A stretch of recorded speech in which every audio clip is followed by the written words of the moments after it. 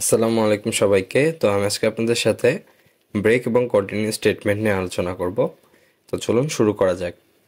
তো এখানে প্রথমে ইন্ট্রোডাকশন টু লুপস দেওয়া আছে, যেটা আমি পরবর্তী দুটো লেকচারে পড়ে এসেছি। এখানে for loop, while loop, do while loop, এই তিনটি আমি আপনাদেরকে দেখে এসেছি আগের লেকচারগুলোতে। তো এরপরে যাওয়া যাক দ্য ব্রেক স্টেটমেন্ট। তো ব্রেক একটা কিওয়ার্ড। এই স্টেটমেন্টটির দ্বারা দ্বারা কোনো একটা লুপ চলাকালীন, মানে এই স্টেটমেন্টটা যদি সে পায়, মানে কোনোভাবে যদি এই স্টেটমেন্টটা সে রান করতে যায়, তাহলে সে লুপ থেকে একবারে বের হয়ে আসবে। The break statement immediately terminates the nearest enclosing loop or switch statement uses often employed to exit loops based on the condition. তো এই সেম জিনিসটা আমরা কিন্তু সুইচ কেসেও ব্যবহার করেছিলাম। কোনো একটা কেস থেকে বের হয়ে আসার জন্য আমরা এই ব্রেক স্টেটমেন্টটা ইউজ করেছিলাম। তো ফর লুপে আমরা একইভাবে এই ব্রেক স্টেটমেন্ট ইউজ করতে পারি।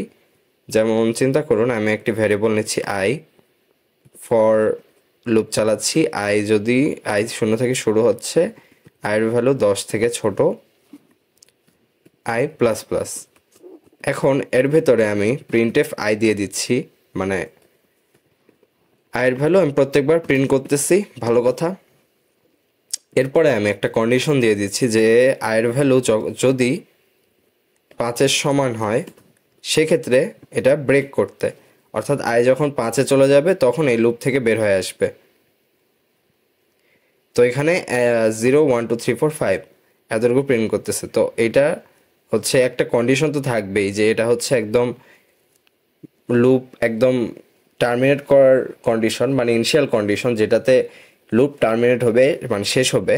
কিন্তু আমি যদি চাই যে আমি আরেকটা কন্ডিশন রাখতে চাই যেটার মাধ্যমে লুপ টার্মিনেট হবে, সেটা আমি ইফ স্টেটমেন্ট দিয়ে এর ভিতরে ব্রেক যদি দিয়ে দিই, তাহলে ওই জায়গায় যদি ব্রেকটা সে পায়, তাহলে ব্রেক থেকে বের হয়ে আসবে, অর্থাৎ এই লুপটাকে সে টার্মিনেট করবে। এখানে যদি আমি 11 দিয়ে দিই, তাহলে কিন্তু এই লুপটা ব্রেক হচ্ছে না, অর্থাৎ এটার ভিতরেও ঢুকতেছে না, আর এই লুপটা শেষ হচ্ছে না, 10 পর্যন্ত চলতেছে।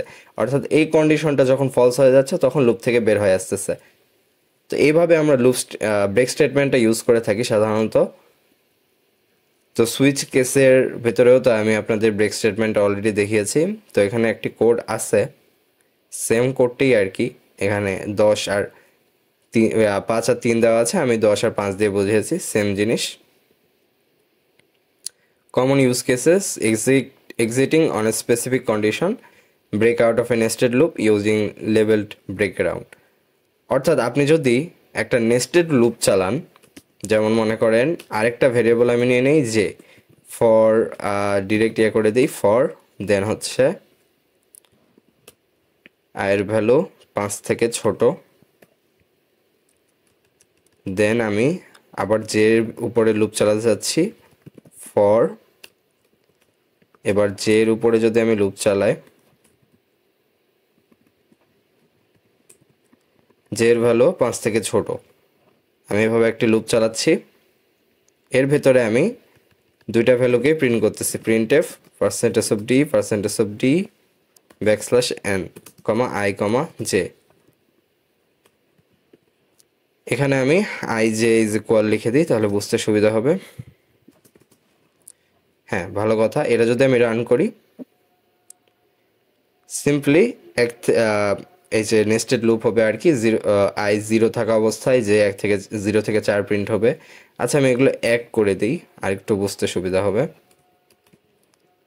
এটা লেস দেন ইকুয়াল করে দিই, এটাও লেস দেন ইকুয়াল করে দিই। তাহলে আই 1 থাকা অবস্থায় যে 1 থেকে 5 পর্যন্ত প্রিন্ট করবে, আবার আই 2 থাকা অবস্থায় যে 1 থেকে 5 পর্যন্ত প্রিন্ট করবে, এভাবে আই 5 পর্যন্ত এভাবে চলতে থাকবে আর কি।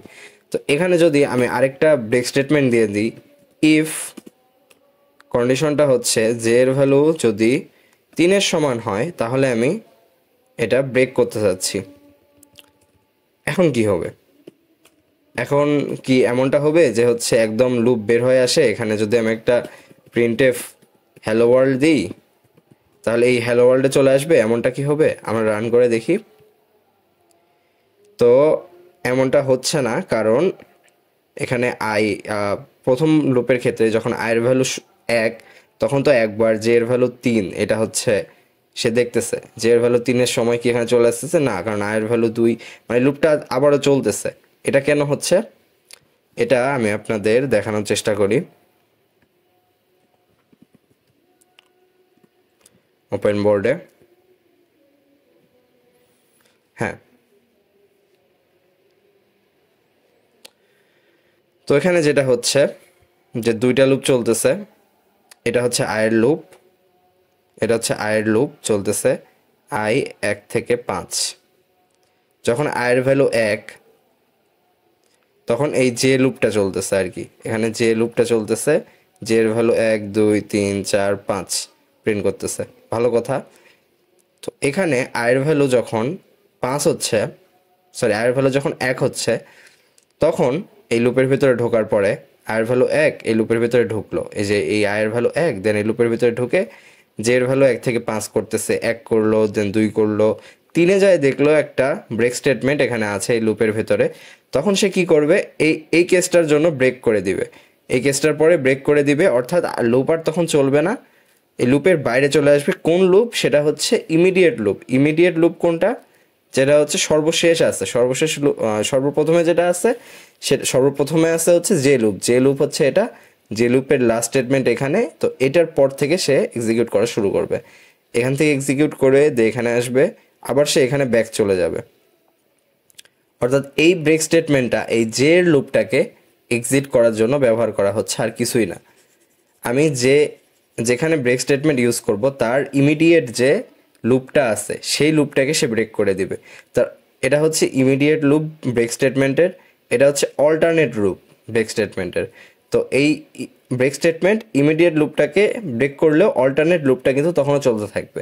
তো এটাই হচ্ছে বিষয় আর কি। একটু হিজিবিজি হয়ে গেছে, আশা করি আপনারা বুঝেছেন। এরপরে আমরা যদি যাই, এরপরে কন্টিনিউ স্টেটমেন্ট আছে। কন্টিনিউ স্টেটমেন্ট নিয়ে পড়াশোনা করার আগে আমি এগুলো মিশিয়ে নেই। হ্যাঁ, তো কন্টিনিউ স্টেটমেন্টের ডেফিনেশন দেওয়া আছে, the continue statement skips the current iteration of the loop and proceeds to the next iteration. তো আমরা প্রথমে এটা একটা লুপের মাধ্যমেই দেখার চেষ্টা করি, তারপরে আমরা দুইটা লুপে যাব। তো এখানে আয়ের ভ্যালু আমি 1 থেকে 5 পর্যন্ত প্রিন্ট করাতে যাচ্ছি, খুব ভালো কথা। দেন আমি একটা কেস দিয়ে দিচ্ছি, এখানে প্রিন্ট স্টেটমেন্টটাও আমি দিয়ে দিই, প্রিন্ট এফ %d\n i। দেন এখানে আমি চাচ্ছি যে হচ্ছে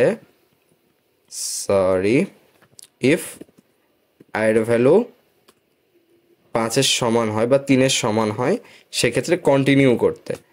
কন্টিনিউ স্টেটমেন্টটা কি করবে, চলুন রান করে দেখা যাক। কে এরকম হলো কেন?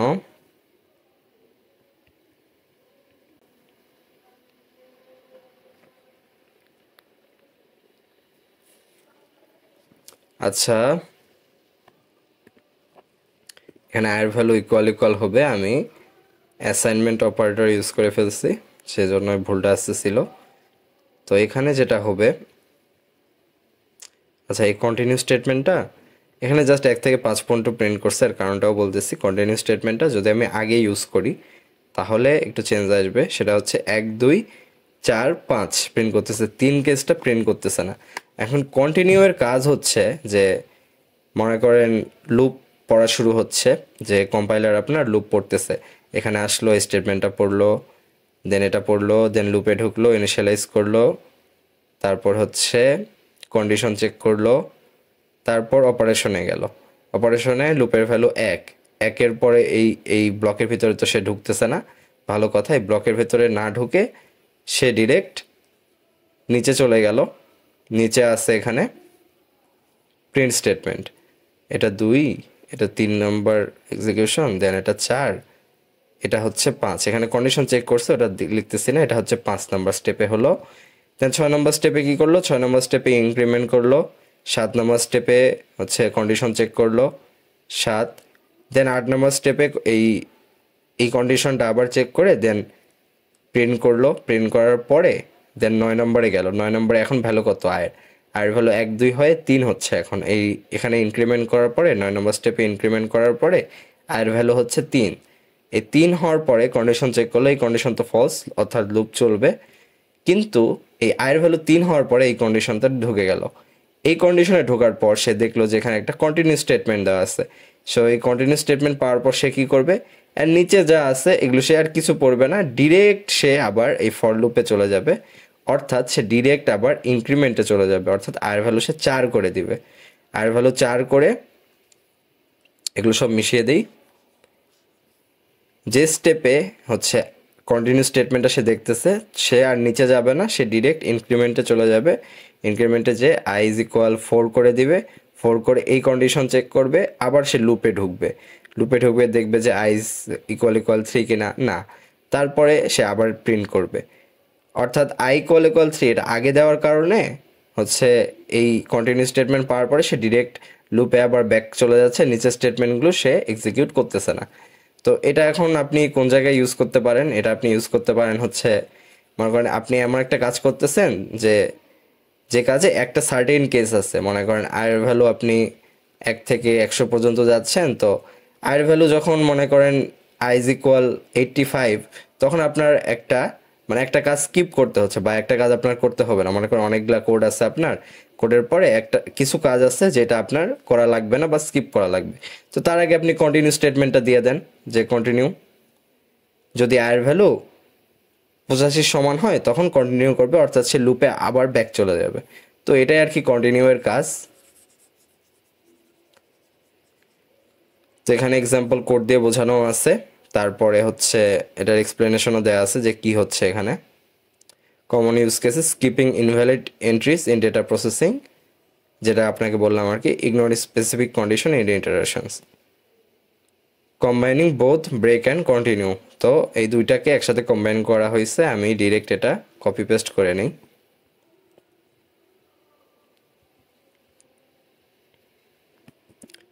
তো এটাকে যদি আমি কপি পেস্ট করে বসিয়ে দিই, দেন রান করি, এখানে 1 আর 3 প্রিন্ট হচ্ছে, কারণ এখানে 2 এর ক্ষেত্রে কন্টিনিউ হচ্ছে, অর্থাৎ 2 নাম্বার স্কিপ করতেছে, আর 4 এর ক্ষেত্রে ডিরেক্ট ব্রেক হয়ে যাচ্ছে 5 পর্যন্ত, আর আসতেছেই না।